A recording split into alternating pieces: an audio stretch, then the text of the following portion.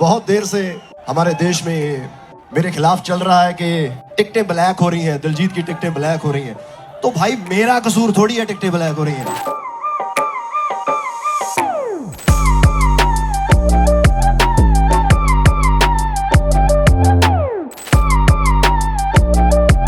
Concert tickets की black marketing से झाड़ा दिलजीत ने पल्ला।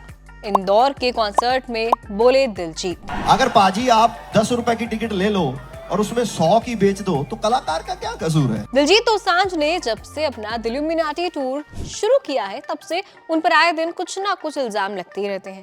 कभी गानों में शराब और ड्रग्स प्रमोट करने को लेकर तो कभी कॉन्सर्ट टिकट्स की ब्लैक मार्केटिंग को लेकर। दिलजीत पहले तो कभी कुछ खासा रिएक्ट नहीं करते थे, लेकिन इस साल हो रहे उनके दिल्यूमिनाटी टूर में उन्होंने खुद पर लग रहे हर इल्जाम का जवाब दिया है, चाहे वो दिलजीत की अचानक बढ़ रही पॉपुलैरिटी पर सवाल हो या किसी भी चीज पर। अब दिलजीत ने अपने इंदौर कॉन्सर्ट में भी कुछ ऐसा ही किया। दरअसल काफी टाइम से कई फैंस ने दावा किया कि दिलजीत के म्यूजिक कॉन्सर्ट के टिकट ब्लैक में काफी ज्यादा रेट पर बेचे गए हैं। रविवार को दिलजीत ने इंदौर में परफॉर्म किया और अपने कॉन्सर्ट के टिकटों की ब्लैक मार्केटिंग पर रिएक्ट भी किया।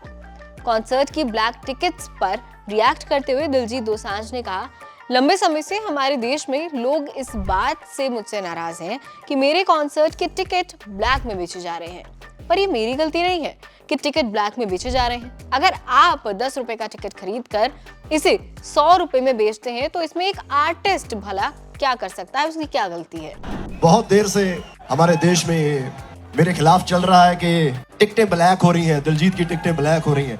तो भाई मेरा कसूर थोड़ी है टिकटें ब्लैक हो रही हैं। अगर पाजी आप 10 रुपए की टिकट ले लो और उसमें 100 की बेच दो तो कलाकार का क्या कसूर है। तो मीडिया वालों जितने इल्जाम मेरे पे लगाने लगा लो जोर से, ना तो मेरे को कोई बदनामी का भय है, कोई टेंशन नहीं है मुझे। और ये अब थोड़ा शुरू हुआ है, जब से भारत में सिनेमा है 10 का 20 कब से चल रहा है। बदल गया टाइम। पहले जो एक्टर होते थे उनकी फिल्मों में कलाकार सिंगर पीछे गाते थे बड़े पर्दे पे और एक्टर मुंह हिलाते थे।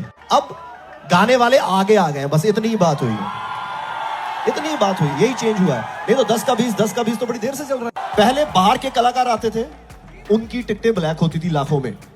अब भारतीय कलाकार की टिकटें ब्लैक हो रही हैं।